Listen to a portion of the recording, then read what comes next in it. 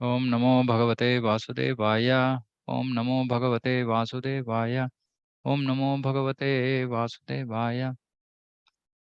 ओम अज्ञानतिमिरान्धस्य ज्ञानाञ्जनशलाकया चक्षुरुन्मिलितं येन तस्मै श्रीगुरवे नमः।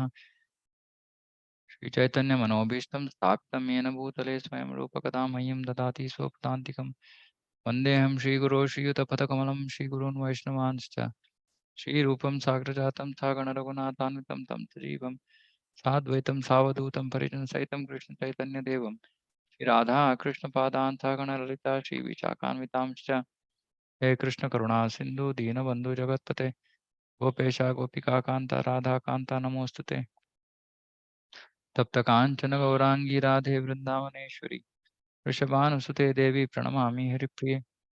वाञ्छाकल्पतरुभ्यश्च कृपा सिन्धुभ्येव च पतितानां पावनेभ्यो वैष्णवेभ्यो नमो नमः।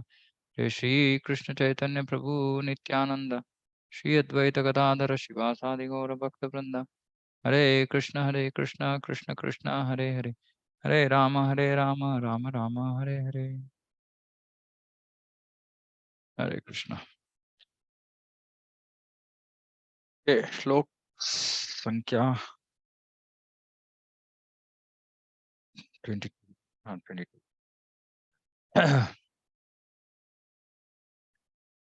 वासांसि जीर्णानि यथा विहाय नवानि गृह्णानि नरोपराणि तथा शरीराणि विहाय जीर्णानि अन्यानि संयाति नवानि देहि। अनुवाद। जिस प्रकार मनुष्य पुराने वस्त्रों को त्याग कर नए वस्त्र धारण करता है, उसी प्रकार आत्मा पुराने तथा व्यर्थ शरीरों को त्याग कर नवीन भौतिक शरीर धारण करता है। इतना कृष्ण है, इस इतना मुश्किल विषय है ये। मृत्यु मरण। तब कोई मृत्यु के बारे में सोचना नहीं पसंद करता है। लेकिन कृष्णा इस श्लोक में इतना आसानी से सब लोग इसको स्वीकारे। इस तरह यहाँ वर्णन दे रहे हैं कि मनुष्य पुराने वस्त्रों को त्याग। कितना मनुष्य सोचता है पुराना वस्त्र त्याग करने के लिए, कितना सोचता है। एक्चुअली पुराने वस्त्रों को त्याग करने के लिए लोग तो उत्सुक रहते हैं। पुराने वस्त्रों को त्यागते हैं, नया वस्त्र खरीदते हैं। कोई सोचता नहीं है, वो कोई सोचता है क्या, रोता है क्या, वो मेरा कल मैंने वो इतने सालों से मैं पहन रहा था, इस कपड़ा को मैंने फट गया या उसको मैं फेंक दिया। कोई दुखित नहीं होता है पुराने वस्त्रों को त्याग करने करने के लिए। तो कृष्ण यहाँ बोल रहे हैं कि देह को भी हमें इसी तरह हमको देखना है। इस देह को छोड़ने का विषय को भी इसी तरह हमको इसी बात ही हमें सोचना है कि ये देह तो वस्त्र है, हमारा वस्त्र है, इसीलिए हमें देहधारी बोलते हैं। देहधारी, देह का धारण किया हुआ जीव देहधारी। तो ये तब ये शरीर, यहाँ बोलते हैं कि आत्मा पुराने प्रकार आत्मा पुराने तथा व्यर्थ शरीर। पुराने तथा व्यर्थ पुराना हो गया है, व्यर्थ हो गया है। अ, तब व्यक्ति अपना देह को छोड़ के नया नया वस्त्र पहनता है बस। इसमें दुख का क्या विषय है। दुख का कुछ कारण ही नहीं है यहाँ। हम्म, क्योंकि जब कोई वस्त्र बहुत पुराना हो जाता है या थोड़ा उसमें अ, कुछ ऐसे होल आ जाता है, फटता है, तो कोई दुखित नहीं होता है, सोचता है वो ठीक है, अभी तो ये वस्त्र को बदलना पड़ेगा, पुराना हो गया है, हम इसका उपयोग नहीं कर सकते अभी। कोई दुखित नहीं होता है। तो फिर देह को भी इसी तरह हमको देखना है कि इस देह तो अभी व्यर्थ हो गया है, अभी इससे कुछ फायदा नहीं है, तो इसको छोड़ने का समय आ गया है, तो छोड़ देंगे बस। हम्म तो कृष्ण बोल रहा है कि इतना ही है, मृत्यु का विषय इतना ही है, क्यों इतना इसके बारे में दुख दुख अनुभव करना, या कुछ जरूरत ही नहीं है। इतना आसान सी बात है कि पुराने वस्त्रों की जैसे छोड़ दो और निकलो नया। और इस विषय में भीष्म और द्रोण के बारे में प्रभुपाद जी तात्पर्य में बताते हैं कि वो तो पुण्य जीव थे। तो पहले तो उनका वृद्ध हो गए थे, तो देह को छोड़ने का समय अभी समीप ही था। तो देह छोड़ने में क्या प्रॉब्लम क्या है? देह देह छोड़ेंगे और अगले जन्म में उन्नत अच्छी एक देह मिलेगा उनको, क्योंकि उन्होंने अपना जीवन अच्छी तरह से निभाया है। तो अच्छा ही है ना, जीव के लिए तो अच्छा देह मिलेगा, तो दुख करने का क्या कारण है? तो हमें भी ऐसे ही सोचना है कि हम बहुत सारे बार ने देखे कि कोई गुजर जाता है तो संबंधी लोग सब बहुत दुखित रहते हैं। हम्म, हमारे घर में मेरे मेरे पिताजी 6 साल पहले अपने देह छोड़ दिया, लेकिन क्योंकि उन्होंने तो हरि नाम के बीच अपना देह छोड़ा, तो हमको तो बहुत आनंद, मुझे तो बहुत खुशी हो गई कि मेरे पिताजी हरि नाम के बीच में अपने देह छोड़ा। तो मैं तो आनंद में था। जब उनका आंख बंद हो गया, तो मैं, क्योंकि हरि नाम के बीच में उन्होंने देह त्याग किया, मैं तो इतना आनंद में कूद रहा था मैं। हम्म, लेकिन लोगों को समझ में नहीं आया। बाद में थोड़ा थोड़ा सबको समझ में आया, और अगले दिन जब उनका वो स्मशान लेने के लिए सब हमारे मंदिर से सब भक्त आ गए थे। इतना जोर से कीर्तन किया हमने, इतना जोर से हमारे घर में, और वहां भी क्रिमेटोरियम में। फिर जब हम वापस घर आए तो सब पूछ रहे, मेरा रिलेटिव्स, क्या ऐसा ऐसा होता है क्या? हाँ, कोई मरता है तो ऐसे खुशी रहती है? सामान्य रीति से सब दुखित होते हैं। लेकिन मैंने कहा ये तो बहुत खुशी की बात है मुझे, मेरे लिए, क्योंकि मेरे पिताजी तो इस भौतिक, इस देह के संबंधित, जो मेरे पिता थे, लेकिन वो तो सनातन जीव है, और वो उन्होंने हरिनाम के बीच अपना देह को त्याग दिया। तो इसका मतलब ये है कि उनको आध्यात्मिक अम, जगत भी उनको प्राप्त हुआ होगा, पता नहीं, लेकिन अद्भुत मरण है। ऐसे तो सन्यासी ऐसे मरते हैं। तो ये संतोष खुशी का बात है हमारे लिए। हम्म, अगर नहीं भी उन्होंने आध्यात्मिक जगत का प्राप्ति नहीं हुई तो भी अच्छा ही है, क्योंकि अगले जन्म में वो बहुत अच्छे भक्त के घर में पैदा होंगे और अपने भक्ति को खत्म करके परिपूर्णता हासिल कर लेंगे। तो भक्त के जीवन में तो हमें दुख करने का कुछ आवश्यकता ही नहीं है, क्योंकि आ, भक्त तो अगले जन्म में मोस्टली वो भगवान की धाम ही जाएगा। नहीं तो कोई अच्छे भक्त के घर में जन्म लेगा। तो ये तो खुशी की बात है। हम्म, और सामान्य जो व्यक्ति है वो मरता है, तो हमको ऐसे सोचना है तो कि बुढ़ापे में इतना मुश्किल है, कुछ भी करना सब कुछ मुश्किल है। तो वो सब कष्ट से वो दूर होके वो देह छोड़ दिया, तो वो तो खुशी की बात है उसके लिए। इतना दर्द अनुभव कर रहा था वो। तो अभी नया चैतन्य पूर्ण देह मिलेगा उसको अगले जन्म में। और फिर से उसका अपना जो प्रवास है, प्रयाण है, वो तो कंटिन्यू कर सकता है वो। तो मृत्यु के लिए तो हमें दुखित होना ही नहीं है। और अगर कोई बहुत कम आयु में अगर कोई गुजर गया, तो हमको और चिंता का विषय है वो। हमें सोचना पड़ेगा कि क्यों, हाँ, इतने कम आयु में इसका मृत्यु होने का कारण क्या है? तब हमारे मन में आएगा कि कर्म कर्म फल, इसके बारे में हम सोचेंगे तो थोड़ा हमारा जीवन का दिशा थोड़ा ठीक हो जाएगा, सुधर जाएंगे लोग। हम्म, तो इस मृत्यु जो है ये हमें जीवन का असलियत के बारे में सोचने को थोड़ा मजबूर करता है थोड़ा। इसको हम स्मशान वैराग्य बोलते हैं। जो एक क्रिमेटोरियम जब लोग जाते हैं तो थोड़े दिन के लिए तो थोड़ा सब इंद्रिय भोग सब छोड़ देते हैं क्योंकि दुख में है। तब उनको आत्मज्ञान का जरूरत है। तो किसी के घर में कोई किसी का मृत्यु हो गई तो ये दूसरे अध्याय को पढ़ना है, भगवत गीता का दूसरा अध्याय, और ये सब ये इन श्लोकों को समझना है उन्हें, लोगों को, कि ये तो देह को छोड़ के आत्मा सनातन आत्मा गया है, तो दुख करने का कुछ जरूरत ही नहीं है। इसलिए अगर कोई भक्त है, तो वो जाके ये दूसरा अध्याय का ये श्लोकों का वर्णन करना है।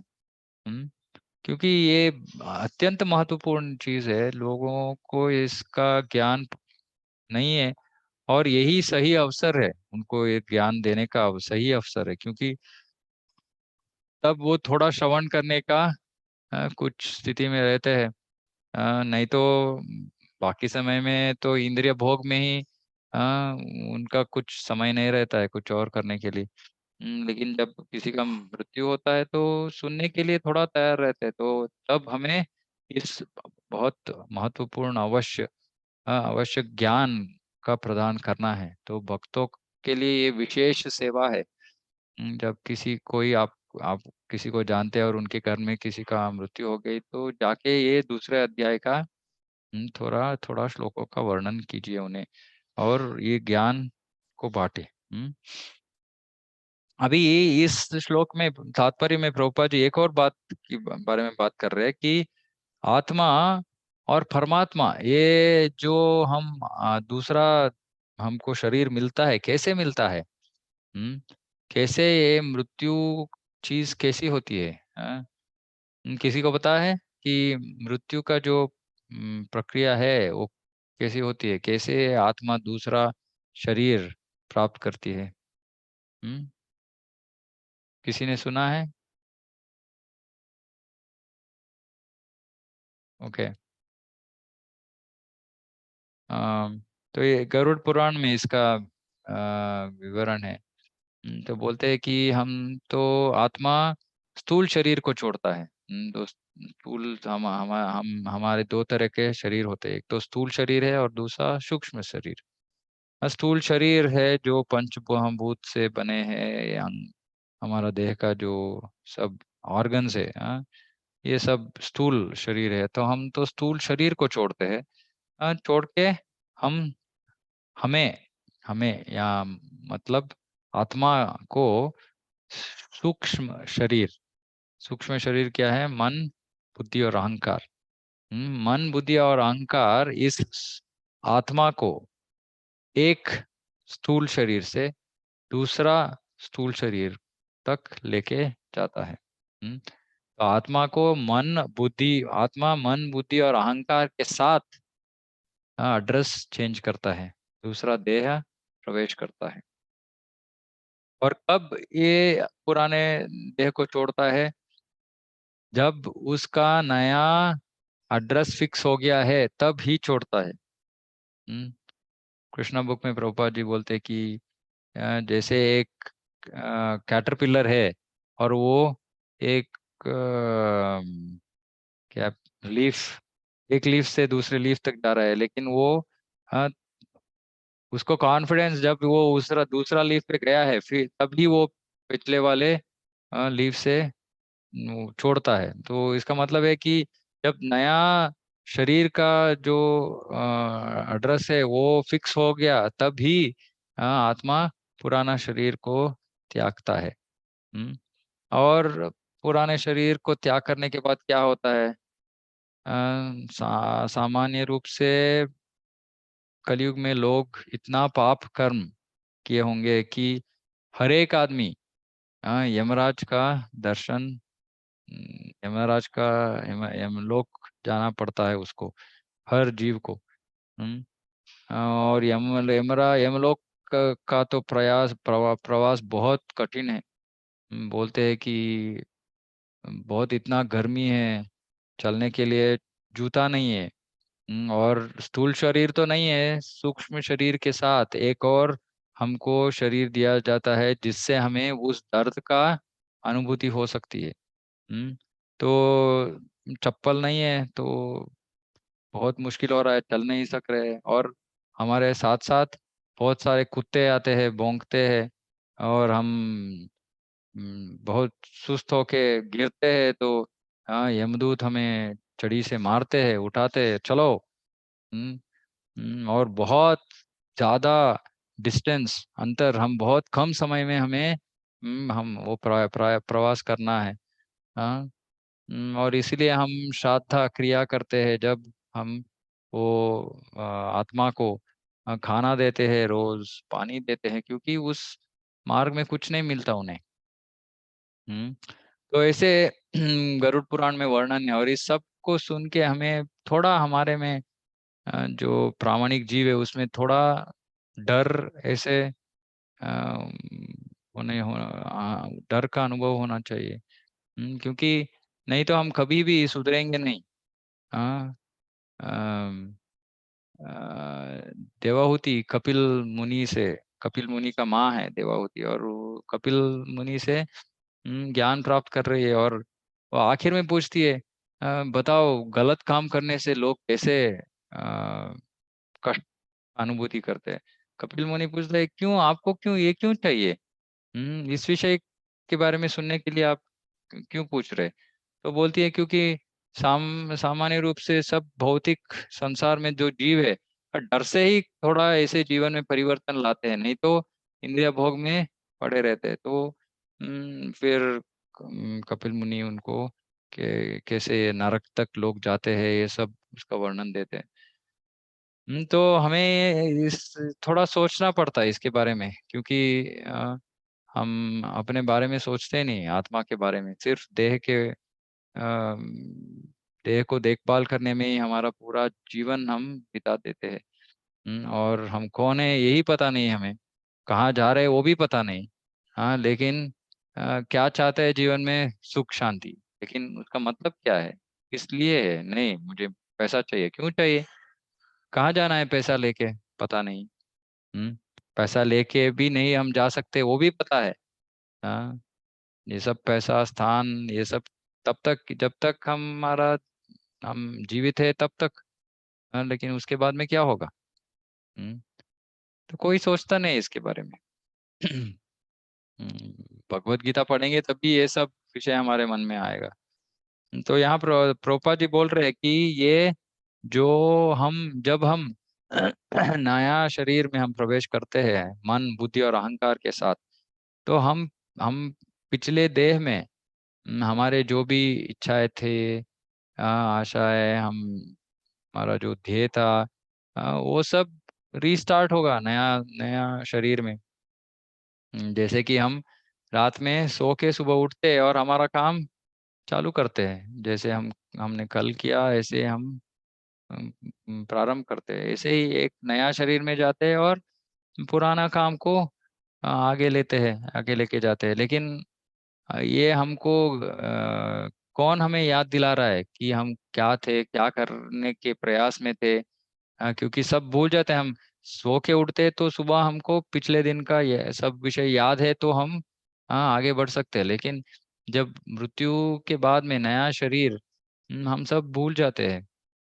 लेकिन वो सब जो विषय है हमारे मन में जो भी था, वो मन में है, लेकिन वो ऊपर नहीं आता है।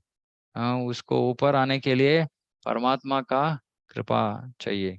तो परमात्मा यहाँ बोल रहे हैं, परमात्मा अणु आत्मा की इच्छाओं की पूर्ति उसी तरह करते हैं जिस प्रकार एक मित्र दूसरे की इच्छा पूर्ति पूर्ति करता है। हाँ, क्योंकि परमात्मा तो हनुमंता उपदृष्टा है। हनुमंता है, वो परमिशन देते हैं और साक्षी है, देख रहे कि हम क्या कर रहे हैं, और हमारे मन में जो इच्छा है उसको आ, पूर्ति करने के लिए क्या करना है, इसका जो बुद्धि भी परमात्मा ही देते हैं। तो परमात्मा हमारा मित्र की जैसा है। मुंडक तथा श्वेताश्वतर उपनिषदों में आत्मा तथा परमात्मा की उपमा दो मित्र पक्षियों से दी गई है, जो एक ही वृक्ष पर बैठे हैं। तो आत्मा और परमात्मा को दो पक्षियों से कंपेयर किया गया है। हम्म इनमें से एक पक्षी अणु आत्मा वृक्ष के फल को खा रहा है, और दूसरा पक्षी कृष्ण अपने मित्र को देख रहा है। यद्यपि दोनों पक्षी समान गुण वाले हैं, किंतु इनमें इनमें से एक भौतिक वृक्ष के फलों पर मोहित है, किंतु दूसरा अपने मित्र के कार्यालापों का साक्षी मात्र है। कृष्ण साक्षी पक्षी है और अर्जुन फल भोक्ता पक्षी। हाँ, एक स्वामी है और दूसरा सेवक है। हाँ, अणु आत्मा द्वारा इस संबंध की विस्मृति ही उसके एक वृक्ष से दूसरे पर जाने या एक शरीर से दूसरे में जाने का कारण है। जीवात्मा प्राकृत शरीर रूपी वृक्ष पर अत्यधिक संघर्षशील है। भौतिक जगत में हम सब संघर्षशील है। हाँ, एक के बाद एक, ये करेंगे वो करेंगे, भाग रहे दौड़ रहे इधर उधर। लेकिन क्यों कर रहे हैं, कहाँ जा रहे हैं, पता नहीं।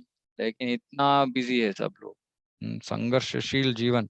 किंतु जो ही वह दूसरे पक्षी को परम गुरु के रूप में स्वीकार करता है, जिस प्रकार अर्जुन कृष्ण का उपदेश ग्रहण करने के लिए स्वेच्छा से उनकी शरण में जाता है, त्यों ही परतंत्र पक्षी तुरंत सारे शोकों से विमुक्त हो जाता है। शोकों से विमुक्त होने के लिए क्या है मार्ग, यहाँ बोल रहे हैं कि हमें भगवान की तरफ देखना है। हम अभी उनसे विमुख हो गए हैं। हमको पता भी नहीं है कि हमारे देह में हमारे साथ परमात्मा है। पहले तो हमको पता नहीं कि हम कौन है, फिर उसके बाद में हमारे साथ कौन बैठा है। भगवान स्वयं परमात्मा के रूप में बैठे हैं, लेकिन हमको वो ज्ञान भी, हमारे पास वो ज्ञान भी नहीं है, और हम उनकी तरफ देख भी नहीं रहे। और यहाँ बोल रहे हैं कि सब अ, शौकों से विमुक्त होने के लिए क्या करना है जीव को, सिर्फ परमात्मा के ओर देखना है उसे। क्योंकि जब हम परमात्मा की ओर देखते हैं, फिर हम कौन है इसका हमको ये हम समझते हैं। फिर परमात्मा कौन है और हमारे और उनके बीच में क्या संबंध है, स्वामी और सेवक का। सो भगवान की सेवा में लगते हैं। जब हम भगवान की सेवा में लगते हैं तो हमारे सब शोक दूर हो जाते हैं। हम्म हम्म तो इस फल खाने वाला पक्षी वृक्ष के फल के भोक्ता रूप में चिंता तथा विषाद में निमग्न है। तो मनुष्य क्या कर रहा है, सिर्फ चिंता और विषाद। चिंता, ये चाहिए वो चाहिए। विषाद, ये नहीं मिला वो नहीं मिला। वही है डिजायर एंड लैमेंटेशन। ये दोनों ही है। जीव और कुछ नहीं करता। आप सोचिए इसके बारे में, हर क्षण हम यही करते हैं।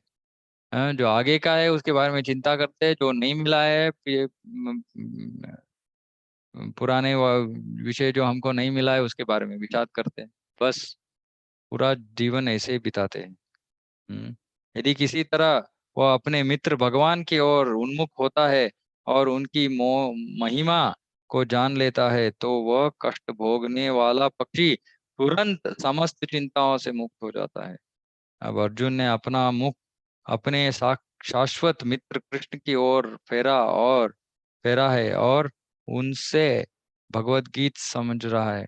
इस प्रकार वह कृष्ण से श्रवण करके भगवान की परम महिमा को समझकर शोक से मुक्त हो सकता है।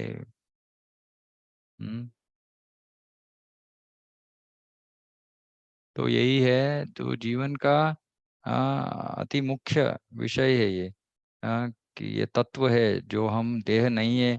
हम हम तो आत्मा है, और इस देह को एक वस्त्र के से तुलना की जा सकती है। और वस्त्र को हम जैसे छोड़ते हैं और पुराने वस्त्र को और उसके बारे में इतना चिंता नहीं करते, दुखित नहीं होते, इसी तरह हमको इस देह को छोड़ने के लिए हमको अभी से ही हमको ये तैयारी करनी है। ये नहीं कि हम मृत्यु के 1 घंटे पहले हम इसके बारे में सोच के हम उससे विरक्त हो जाएंगे देह से, नहीं। पूरा जीवन हम अगर इस मनोवृत्ति में अगर हम जीते हैं, तब हो सकता है कि हम उस समय में हमारे देह के ऊपर वो जो मोह है उसको छोड़ छोड़ दें। इसके क्यों जीव का जो मृत्यु है इतना दर्द भरित है, क्योंकि जीव को अपने देह के ऊपर बहुत प्रेम है। वो सोचता है कि यही मेरा परमानेंट घर है। तो ऐसे सोचता है तो उसको छोड़ने का मन ही नहीं है। वो पकड़ता है, ऐसे हम कोई हमें खींच रहा है तो हम ऐसे जो भी वस्तु मिलता है हम उसको पकड़ के रहने का प्रयास करते हैं घर के अंदर। कोई हमें घर से बाहर निकल रहा है तो इसी तरह आत्मा को देह से बाहर नहीं जाना है, क्योंकि वो सोच रहे थे ये तो मेरा शाश्वत घर है, क्यों मुझे यहाँ से निकाला जा रहा है। तो इतना दुखित होता है, इतना दुखित होता है कि मृत्यु के समय पे जब वो क्योंकि ऐसे जीव तो बहुत सारे पाप कर्म किया होगा, और वो तो यमराज को देख रहा है, यमदूतों को देख रहा है। तब जब उसको इतना भय होता है और वो सब ऐसे उसके मुंह में ये भय दिखता है, डर दिखता है चेहरे पे। तो ये सब क्यों? क्योंकि लोगों को पता नहीं है कि हम कौन है, ये देह क्या है, इसका संबंध क्या है, ये लोग जानते नहीं है। ये तो पशुओं की तरह मरने का विषय है। ऐसे नहीं। भागवत में बोलते हैं कि जो वृद्ध है, जिसका मृत्यु का समय आ रहा है, उसको क्या करना है? घर से बाहर जाना है किसी को बताए बिना। जाके किसी को पता नहीं होना चाहिए, ऐसे उसको देह त्याग करना है। इतना विरक्ति होनी चाहिए देह और देह का संबंधित सब विषयों से। हम्म, लेकिन हम भगवत गीता का ये ज्ञान नहीं सुनेंगे, भगवान की भक्ति नहीं करेंगे, तो इस देह को ऊपर इतना विरक्ति तो हो ऐसे ही होगा नहीं ना। उसके लिए इतना साधना का आवश्यक जरूरत है। हम्म और जो भगवान की भक्ति करता है उसको तो भागवत में बोलते हैं कि ज्ञान वैराग्य दोनों, ज्ञान भी और वैराग्य भी, दोनों चीज उसका वो प्राप्त कर लेता है और इस देह को समझता है ठीक से, और इसके ऊपर इतना बहुत विरक्त होता है। उसको जितना चाहिए उतना ही देखता है। जितना भक्ति करने के लिए वो आरोग्य स्थिति में रहना है उतना वो देखभाल करता है बस।